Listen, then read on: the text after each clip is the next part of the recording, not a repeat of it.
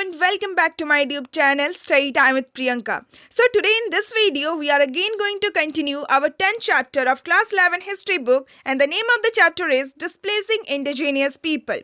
So previous के parts में हमने already more than half of the chapter को complete कर लिया है. So आज के इस video में हमें इस chapter के second last topic को start करना है. So the name of our second last topic of this chapter is Australia. So इस टॉपिक को स्टार्ट करने से पहले अगेन मैं आप लोगों को एक बार रिवाइज करवा देती हूँ कि प्रीवियस के टॉपिक्स में हमने क्या कुछ पढ़ा था. सो प्रीवियस के टॉपिक्स में हमने ऑलरेडी इस चैप्टर के इंट्रोडक्शन को बहुत ही अच्छी तरीके से कंप्लीट कर लिया था.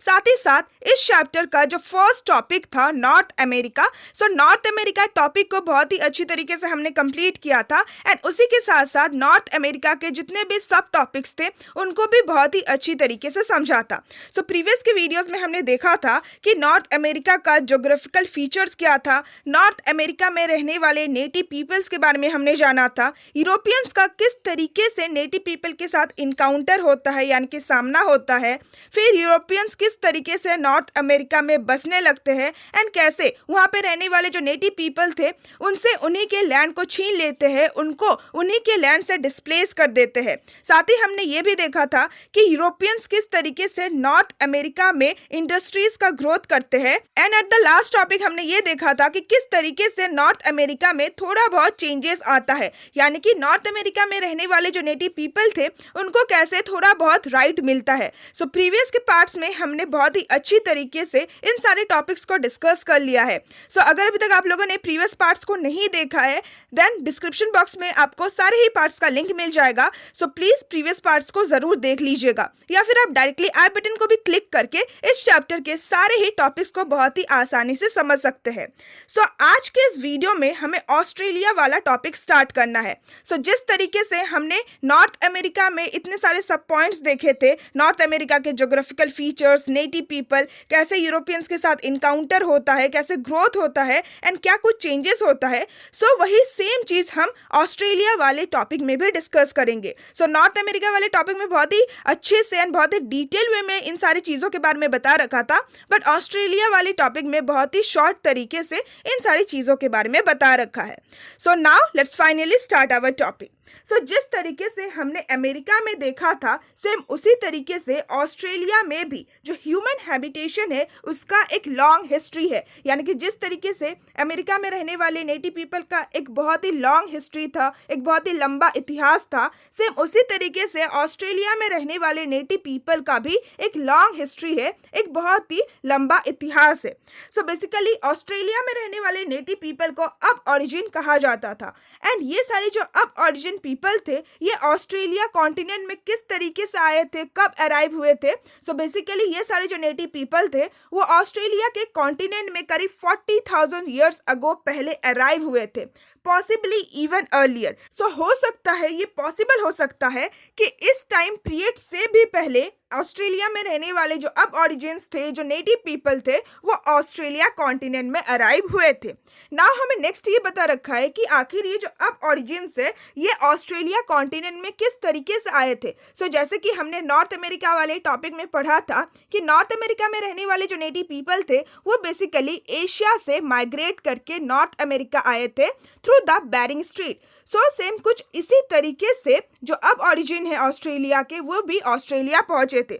सो बेसिकली जो ऑस्ट्रेलिया में रहने वाले नेटिव पीपल थे वे लोग न्यू गिनी से एक लैंड ब्रिज के होते हुए ऑस्ट्रेलिया पहुंचे थे. सो एक टाइम पीरियड के दौरान न्यू गिनी एंड ऑस्ट्रेलिया एक दूसरे से एक लैंड ब्रिज के थ्रू कनेक्टेड था. सो इसी प्लेस से माइग्रेट करके ट्रैवल करके ये सारे जो अब ओरिजिन पीपल थे ये लोग ऑस्ट्रेलिया पहुंचे थे. सो इस चीज़ को मैं आप लोगों को एक बार मैप के हेल्प से भी समझा देती हूँ कि न्यू गिनी कहाँ पे है एंड किस तरीके से ये लोग न्यू गिनी से ऑस्ट्रेलिया माइग्रेट करके आए थे. So this is the map of Australia. ये ऑस्ट्रेलिया का मैप है एंड यहाँ पे आप पपुआ न्यू गिनी को देख सकते हैं. सो बेसिकली ऑस्ट्रेलिया के जो नेटिव पीपल थे, जो अब ओरिजिन थे, वे लोग यहीं से माइग्रेट करके ऑस्ट्रेलिया पहुंचे थे.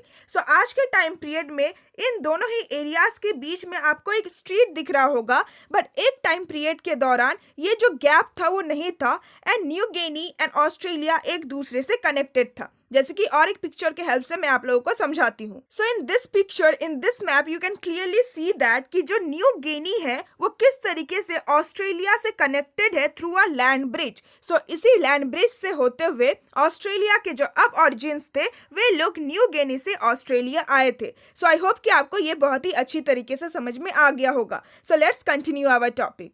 सो भले ही यूरोपियंस का ये मानना था कि ऑस्ट्रेलिया के जो अब ऑरिजिन है, जो नेटिव पीपल है, वे लोग न्यू गिनी से ट्रैवल करके ऑस्ट्रेलिया पहुंचे थे through a land bridge. But according to the natives tradition, natives के ट्रेडिशन के अकॉर्डिंग, मूल निवासियों के अकॉर्डिंग, वे लोग ऑस्ट्रेलिया आए नहीं थे कहीं से ट्रैवल करके, बल्कि वे लोग ऑस्ट्रेलिया के ही निवासी थे एंड वे लोग शुरुआत से ही ऑस्ट्रेलिया में थे. So the past centuries were called the dream time. So past का जो सेंचुरीज है, पास्ट का जो टाइम है, उसको ड्रीम टाइम कहा गया है. क्यों कहा गया है? Because something difficult for Europeans to understand. क्योंकि वो जो टाइम पीरियड था वो इवन यूरोपियंस के लिए भी बहुत ज़्यादा डिफिकल्ट था उसको समझना. So the distinction between the past and present is blurred. यानी कि पास्ट एंड प्रेजेंट के बीच में ये जो डिफरेंसेस था वो आज तक ब्लर है, आज तक वो क्लियर नहीं है. यानी कि अब ऑरिजिन, क्या वो शुरुआत से ऑस्ट्रेलिया में ही रहते थे, क्या उनका ऑरिजिन ऑस्ट्रेलिया में ही हुआ था, या फिर वो लोग न्यू गिनी से माइग्रेट करके ऑस्ट्रेलिया पहुंचे थे. सो ये जो बात है वो अभी तक क्लियर नहीं है. सो विद दिस हमने पहला पैरा कंप्लीट कर लिया. So now let's move to our next para. So इस पैरा में हम लोग अब ऑरिजिन्स के बारे में थोड़ा बहुत और इन्फॉर्मेशन देखते हैं. So in the late 18th century के टाइम पीरियड में करीब ऑस्ट्रेलिया में 350 से लेकर 750 तक नेटिव कम्युनिटीज थी एंड हर एक कम्युनिटीज का अपना खुद का लैंग्वेज होता था. एंड इवन आज के टाइम पीरियड में भी ये सारी जो लैंग्वेजेस है, इन सारे लैंग्वेजेस में से 200 लैंग्वेजेस आज भी बोले जाते हैं. सो जो नेटिव पीपल थे वो अलग अलग कम्युनिटीज में रहा करते थे एंड ऑस्ट्रेलिया में करीब 350 से लेकर 750 तक नेटिव पीपल का कम्युनिटीज होता था. सो इन अब ऑरिजिन्स के अलावा ऑस्ट्रेलिया में और एक बहुत ही large group of indigenous people रहा करते थे एंड ये लोग बेसिकली ऑस्ट्रेलिया के नॉर्थन साइड में रहा करते थे एंड इन लोगों को टॉरेस स्ट्रेट आइलैंडर कहा जाता था. क्यों कहा जाता था? क्योंकि ये लोग टॉरेस स्ट्रेट में रहा करते थे. सो अगेन मैं आप लोगों को मैप में दिखा देती हूँ कि टॉरेस स्ट्रेट कहाँ पे है एंड टॉरेस स्ट्रेट के आइलैंड में रहने वाले लोगों को ही टॉरेस स्ट्रेट आइलैंडर कहा जाता है. So again you can see the map of Australia and New Guinea. So New Guinea and Australia के बीच में आपको ये जो स्ट्रीट दिख रहा है, आपको ये जो नैरो पैसेज दिख रहा है वाटर का, सो इसी को टॉरेस स्ट्रीट कहा जाता है. एंड इस टॉरेस स्ट्रीट में आपको जितने सारे भी छोटे बड़े आइलैंड्स दिख रहे हैं, सो इन सारे आइलैंड्स में रहने वाले नेटिव पीपल को, इन सारे आइलैंड्स में रहने वाले इंडिजीनियस पीपल को ही टॉरेस स्ट्रेट आइलैंडर कहा जाता है. सो ये जो टर्म है अब ऑरिजिन, ये term basically Torres Strait Islander के लिए इस्तेमाल नहीं किया जाता है. क्यों नहीं किया जाता है? क्योंकि ऑस्ट्रेलिया में रहने वाले नेटिव पीपल का ये मानना है कि ये सारे जो टॉरेस स्ट्रेट आइलैंडर है, ये सारे जो इंडिजीनियस पीपल है, ये लोग कहीं और से माइग्रेट करके आए हैं एंड ये लोग एक अलग रेस से बिलोंग करते हैं, एक अलग कल्चर, एक अलग कम्युनिटी से बिलोंग करते हैं. सो इसलिए इन लोगों को आप ऑस्ट्रेलिया के नेटिव पीपल नहीं कह सकते हैं, ऑस्ट्रेलिया के अब ऑरिजिन नहीं कह सकते हैं.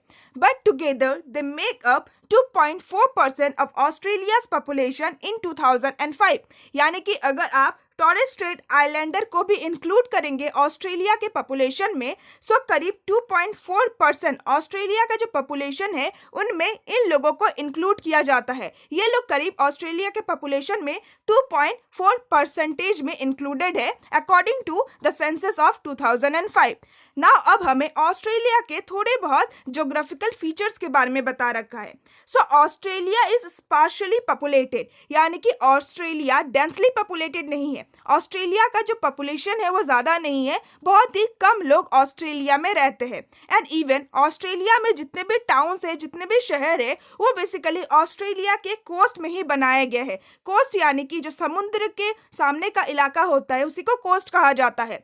सो ऑस्ट्रेलिया में जितने सारे भी टाउन्स है, जितने सारे भी शहर है, वे सारे ही शहर ऑस्ट्रेलिया के कोस्टल साइड में ही बनाया गया है. एंड इवन जब ब्रिटिशर्स फर्स्ट टाइम ऑस्ट्रेलिया पहुंचे थे, देन वो भी ऑस्ट्रेलिया के कोस्ट में ही पहुंचे थे इन 1770. सो क्या वो रीजन है जिसकी वजह से ऑस्ट्रेलिया का जो सेंट्रल इलाका है, जो सेंट्रल लैंड है, वहाँ पे पॉपुलेशन कम है एंड वहाँ पे टाउन्स का डेवलपमेंट नहीं हुआ है। सो इसका रीजन ये है कि ऑस्ट्रेलिया का जो सेंट्रल रीजन है, जो बीच का इलाका है, वो बेसिकली एरिड डेजर्ट है। यानी कि ऑस्ट्रेलिया का जो सेंट्रल पार्ट है वहाँ पे आपको डेजर्ट देखने को मिलेगा, आपको बहुत ही ड्राई रेगिस्तान देखने को मिलेगा। सो इसीलिए ऑस्ट्रेलिया का पॉपुलेशन भी कम है और साथ ही साथ ऑस्ट्रेलिया के जितने भी टाउन्स है वो ऑस्ट्रेलिया के कोस्टल साइड में ही बनाया गया है। सो विद दिस हमने फर्स्ट पेज कंप्लीट कर लिया। Now let's move to our next page. So again you can see the map of Australia. So next page में हमें ये बता रखा है कि यूरोपियंस का किस तरीके से इनकाउंटर होता है with the people of Australia and उन दोनों के बीच में कैसा रिलेशन होता है।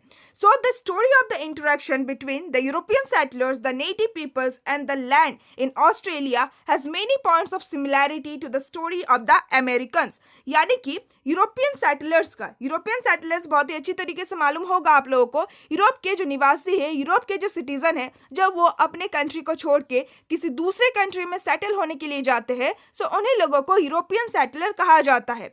सो जो यूरोपियन सेटलर्स है उनका जो एक इंटरेक्शन है with the native people of Australia and with the land of Australia, so ये जो स्टोरी है वो कहीं हद तक सिमिलर है, वो कहीं हद तक सेम है with the story of the Americans. यानी कि जिस तरीके से जो यूरोपियन पीपल है, जो यूरोपियन सेटलर्स है, वे लोग अमेरिका में सेटल हुए। सो सबसे पहले तो उन्होंने अमेरिका को डिस्कवर किया, फिर ट्रेड के पर्पज से वो लोग अमेरिका पहुंचे, फिर धीरे धीरे नेटिव पीपल के साथ उन्होंने फ्रेंडशिप किया एंड उसके बाद उन्हीं के लैंड से उनको डिस्प्लेस कर दिया एंड वो लोग खुद सेटल हो गए। एंड इवन आज के टाइम पीरियड में अमेरिका का जो मोस्ट ऑफ द पीपल है वो बेसिकली यूरोपियन अमेरिकन ही है। सो वो जो नॉर्थ अमेरिका का स्टोरी था वही सेम स्टोरी आपको ऑस्ट्रेलिया में भी देखने को मिलेगा। नाउ नेक्स्ट हमें कैप्टन कुक के बारे में बता रखा है। सो जेम्स कुक या फिर कैप्टन कुक कौन थे? सो वो एक बहुत ही फेमस ब्रिटिश एक्सप्लोरर थे। सो जब कैप्टन कुक अपने क्रू मैन के साथ यानी कि अपने ग्रुप के साथ ऑस्ट्रेलिया पहुंचे थे, सो उनका जो इनिशियल रिपोर्ट था, उनका जो स्टार्टिंग का रिपोर्ट था about the encounters with the native people of Australia, यानी कि जब उनका ऑस्ट्रेलिया में रहने वाले नेटिव पीपल के साथ अब ऑरिजिन लोगों के साथ जब इनकाउंटर होता है, जब सामना होता है, देन उनका कैसा एक्सपीरियंस था। सो इस चीज़ को उन्होंने एक रिपोर्ट के थ्रू बताया है। सो उस रिपोर्ट के अकॉर्डिंग जो इनिशियल इनकाउंटर था विद द नेटिव पीपल, सो वो एक बहुत ही फ्रेंडलीनेस यानी कि वो एक बहुत ही फ्रेंडली इनकाउंटर था, यानी कि जो नेटिव पीपल थे वो बहुत ज़्यादा फ्रेंडली थे, वेलकमिंग थे एंड वो कैप्टन कुक को एंड उनके क्रू मैन को बहुत ज़्यादा वेलकम कर रहे थे।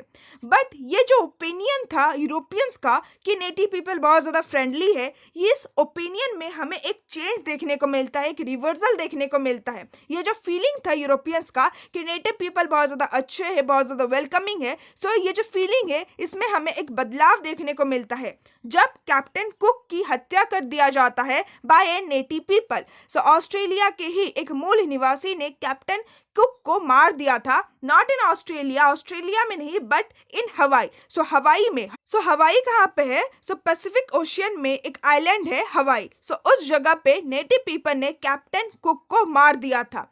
सो as often happen a single incident of this nature was used by colonizer to justify subsequent act of violence towards other people।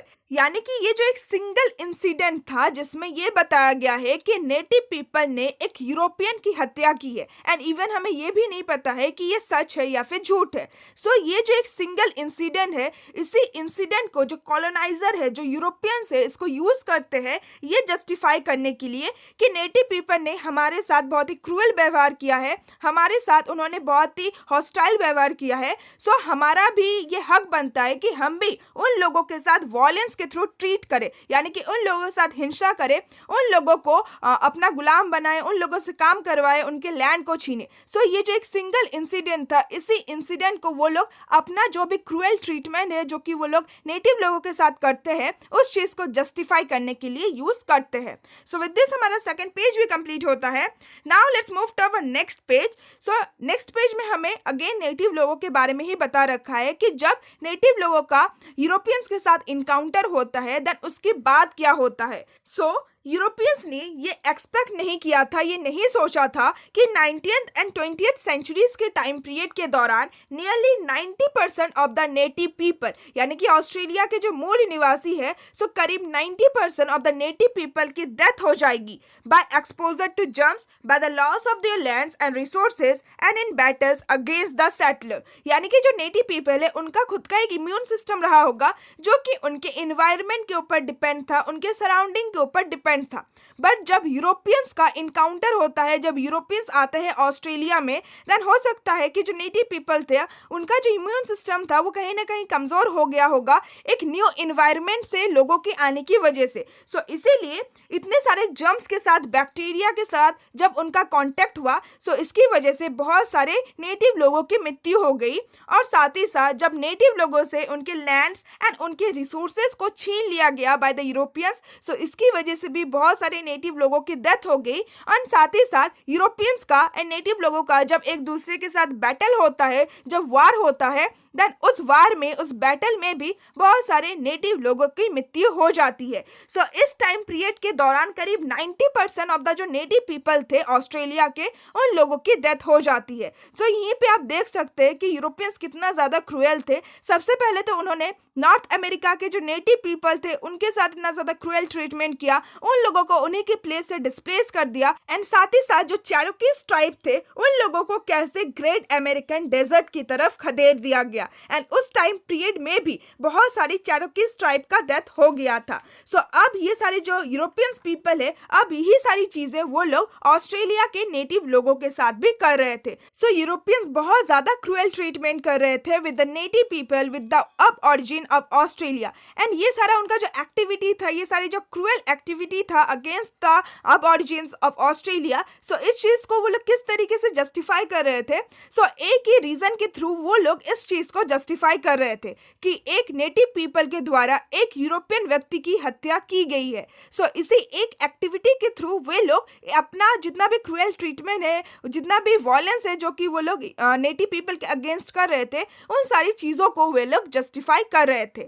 So the British had adopted the same practice in the American colonies until they become independent, then they continued it in Australia. So जैसे कि मैंने आप लोगों को बताया कि जो Britishers है, जो यूरोपियंस है, जिन सारी प्रैक्टिसेस को उन्होंने अमेरिका के कॉलोनीज में अडॉप्ट किया था जब तक वो इंडिपेंडेंट नहीं हो गए, सो वही सारे प्रैक्टिसेस को वे लोग ऑस्ट्रेलिया में भी कंटिन्यू कर रहे थे। सो इसीलिए स्टार्टिंग में ही बता रखा है कि जो स्टोरी है of the Europeans and with the people of north America, वही सेम स्टोरी हमें यूरोपियंस एंड ऑस्ट्रेलिया के नेटिव पीपल के साथ भी देखने को मिल रहा है।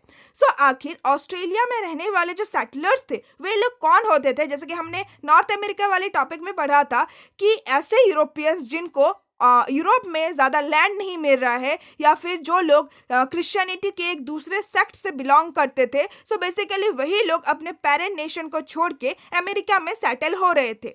सो आखिर ऐसे कौन यूरोपियंस थे जो कि ऑस्ट्रेलिया में सेटल हो रहे थे?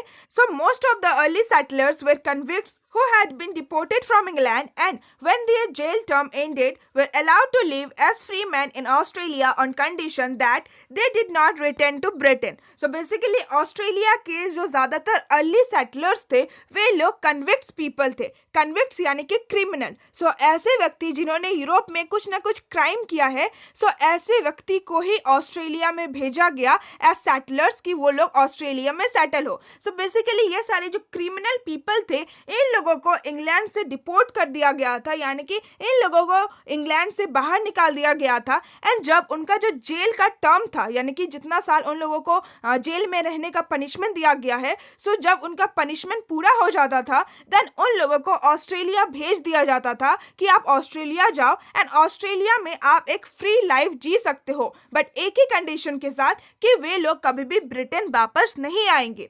सो भले ही इन लोगों को ऑस्ट्रेलिया भेज दिया जाता था, बट जैसे कि ये लोग क्रिमिनल थे, सो इन लोगों को कुछ रिसोर्सेज तो दिया नहीं जाता था. सो विदाउट एनी रिसोर्सेज उन लोगों को कुछ रिसोर्सेज नहीं दिया जाता था. उन लोगों को ऑस्ट्रेलिया में अपने लाइफ के लिए, अपने लाइवलीहुड के लिए रहना था. सो इसके लिए वो लोग क्या करते थे, सो उनके पास ऑस्ट्रेलिया में कुछ नहीं था, सिर्फ और सिर्फ लैंड था. एंड वो भी ऑस्ट्रेलिया का जो ज़्यादातर एरिया था वो तो एरिड डेजर्ट था, यानी कि आपको रेगिस्तान देखने को मिलेगा. सो उन लोगों को बिल्कुल भी हेजिटेशन फील नहीं होता था, उन लोगों को बिल्कुल भी हिचक नहीं होता था कि नेटिव लोगों से उनके लैंड्स को वो लोग छीने एंड उनके लैंड्स में वो लोग अपने लाइवलीहुड के लिए, अपने आप को सस्टेन करने के लिए कल्टीवेशन करे. सो जैसे कि ये लोग थे ही क्रिमिनल, सो क्रिमिनल्स के लिए ये सब कुछ छीनना, मारना, वार करना, ये सब तो बहुत ज़्यादा मामूली बात होगा. सो इसीलिए इन सारे वार्स में जब सेटलर्स के साथ, इन सारे क्रिमिनल्स के साथ नेटिव पीपल का बैटल होगा, वार होगा, सो उस बैटल में, उस वार में बहुत सारे नेटिव पीपल की जान चली जाएगी. और साथ ही साथ जब इन सारे क्रिमिनल्स ने नेटिव पीपल से उनके लैंड को, उनके रिसोर्सेज को छीन लिया, देन उस टाइम पीरियड में भी जो नेटिव पीपल थे उनकी बहुत ज़्यादा डेथ हो जाएगी. सो आई होप कि आपको ये पैरा बहुत ही अच्छी तरीके से समझ में आ गया होगा. So now let's move to our next para.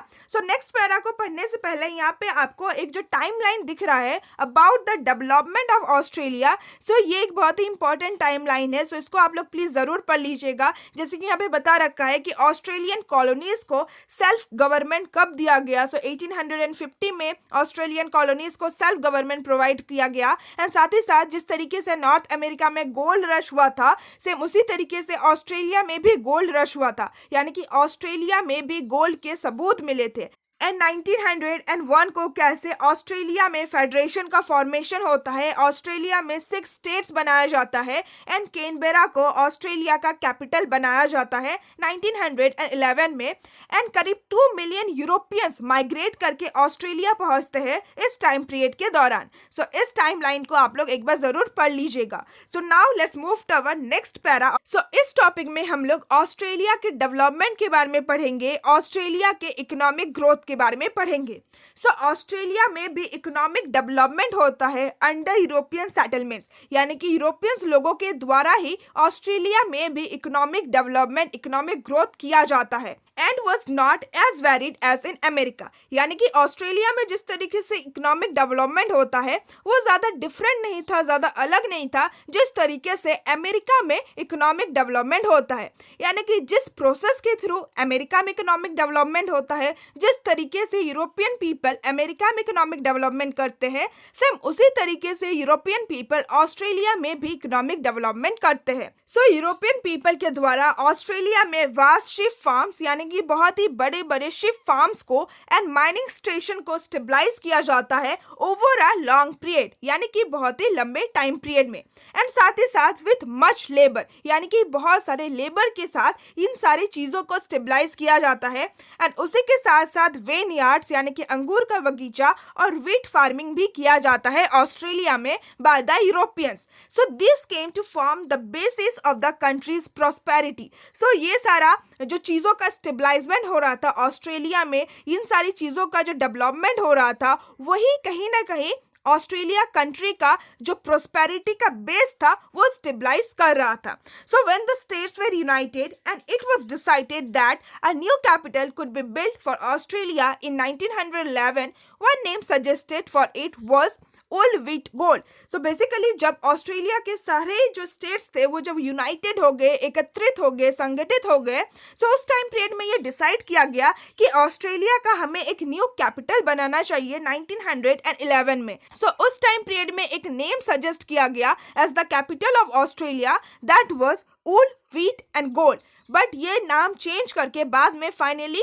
1911 में ही ऑस्ट्रेलिया का कैपिटल कैनबरा को बना दिया जाता है. एंड कैनबरा ये जो नाम है कैपिटल का, ये बेसिकली कम्बेरे से ड्राइव किया गया है. एंड कम्बेरे एक नेटिव वर्ड है जिसका मतलब होता है मीटिंग प्लेस. Now next हमें ये बता रखा है that some natives were employed in farms under condition of work so harsh that it was little different from slavery. यानी कि ऑस्ट्रेलिया के जो नेटिव पीपल थे, जो मूल निवासी थे, उन लोगों को इन सारे जो बड़े बड़े फार्म्स थे, जो शिप फार्म्स थे, उन सारे फार्म्स में इन लोगों को एम्प्लॉय किया जाता है, इन लोगों को काम दिया जाता है। बट इनका जो काम करने का जो कंडीशन था वो इतना ज़्यादा हार्श था, इतना ज़्यादा बुरा था कि इसको आप डिफरेंट नहीं कर सकते हैं फ्रॉम स्लेवरी। यानी कि जिस तरीके से स्लेव से काम करवाया जाता है बहुत ही हार्श कंडीशन में, सेम उसी तरीके से ऑस्ट्रेलिया के नेटिव पीपल से भी काम करवाया जा रहा था। फिर बाद में बहुत सारे चाइनीज़ इमिग्रेंट्स का भी माइग्रेशन होता है ऑस्ट्रेलिया में। एंड जो चाइनीज़ लेबर थे, जो चाइनीज़ इमिग्रेंट्स थे, वो एक चीप लेबर प्रोवाइड करते थे। यानी कि चाइनीज़ जो वर्कर्स थे उनसे आप बहुत ही सस्ते दाम में काम करवा सकते थे, जैसे कि हमें कैलिफोर्निया में देखने को मिला, नॉर्थ अमेरिका में देखने को मिला। But unease about being dependent on non-whites led to the governments in both countries to ban Chinese immigrants। यानी कि जो यूरोपियन गवर्नमेंट था दोनों ही कंट्रीज में, नॉर्थ अमेरिका में एंड ऑस्ट्रेलिया में, जो यूरोपियन गवर्नमेंट्स थे वो लोग कहीं ना कहीं अनईज फील कर रहे थे, थोड़ा बहुत हेजिटेशन फील कर रहे थे कि वो लोग बहुत ज़्यादा नॉन वाइट्स पीपल के ऊपर डिपेंडेंट है। इसीलिए वे लोग क्या करते हैं, वे लोग चाइनीज़ इमिग्रेंट्स का इन सारे कंट्रीज में आना बैन करवा देते हैं। Till 1974 such was the popular fear that dark people from South Asia or Southeast Asia might migrate to Australia in large numbers that there was a government policy to keep non-white people out। Basically 1974 तक ये जो एक fear था, ये जो एक डर था यूरोपियन गवर्नमेंट के मन में कि south Asia and south east Asia के जो डार्क पीपल है, जो काले लोग हैं, वो लोग कहीं ऑस्ट्रेलिया माइग्रेट करके ना आ जाए, वो भी लार्ज नंबर में। एंड जैसे कि हम ऑस्ट्रेलिया में सेटल हो गए, जैसे कि हम ऑस्ट्रेलिया के रिसोर्सेज को, ऑस्ट्रेलिया के लैंड्स को एक्सप्लॉइट कर रहे हैं, सेम उसी तरीके से ये सारे जो डार्क पीपल है south Asia and south east Asia के कंट्रीज से, वो लोग भी ऑस्ट्रेलिया आके हमारा जो पोजीशन है उसको छीन ना ले, ऑस्ट्रेलिया के रिसोर्सेज को, लैंड्स को हमसे छीन ना ले, वो लोग भी ऑस्ट्रेलिया के लैंड्स एंड रिसोर्सेज को एक्सप्लॉइट ना करे। इसी वजह से जो यूरोपियन गवर्नमेंट था ऑस्ट्रेलिया का, वो एक पॉलिसी बनाते हैं जिसमें वो नॉन वाइट पीपल को ऑस्ट्रेलिया से बाहर ही रखते हैं, यानी कि नॉन वाइट पीपल को वो लोग ऑस्ट्रेलिया आने नहीं देते हैं। विद दिस हमारा ये टॉपिक कंप्लीट होता है, जिसमें हमने ऑस्ट्रेलिया के नेटिव पीपल के बारे में जाना, साथ ही हमने ऑस्ट्रेलिया में ये देखा कि किस तरीके से यूरोपियंस का इनकाउंटर होता है नेटिव पीपल के साथ, यूरोपियंस किस तरीके से नेटिव पीपल्स के साथ ट्रीटमेंट करते हैं, एंड साथ ही साथ हमने ये भी देखा कि ऑस्ट्रेलिया में कैसे इकोनॉमिक डेवलपमेंट हो रहा था। आई होप कि आपको ये टॉपिक बहुत ही अच्छे तरीके से समझ में आ गया होगा। हमारा सिर्फ और सिर्फ एक लास्ट टॉपिक बचा है जिसमें हम कुछ चेंजेस के बारे में पढ़ेंगे। उस टॉपिक को हम अपने नेक्स्ट वीडियो में डिस्कस करेंगे। अगर आपको आज का ये वीडियो अच्छा लगा then please like my video and share my video with your friends and classmate, and please comment me down कि आपको मेरा एक्सप्लेनेशन कैसा लगा। एंड साथ ही साथ अगर आपको इस चैप्टर का इंपॉर्टेंट क्वेश्चन आंसर वाला वीडियो देखना है then please check my description box, या फिर आप डायरेक्टली आई बटन को भी क्लिक करके इस चैप्टर के इंपॉर्टेंट क्वेश्चन आंसर वाला वीडियो देख सकते हैं। एंड साथ ही साथ अगर आपको इस चैप्टर के इंपॉर्टेंट मल्टीपल चॉइस क्वेश्चन वाला वीडियो देखना है देन उसका भी लिंक आपको मेरे डिस्क्रिप्शन बॉक्स में मिल जाएगा, या फिर आप डायरेक्टली आई बटन को भी क्लिक करके उस वीडियो को देख सकते हैं। विद दिस आज का ये वीडियो एंड करते हैं। Now see you all soon in my next video. Till then bye bye and stay tuned with my channel and thanks for watching my video.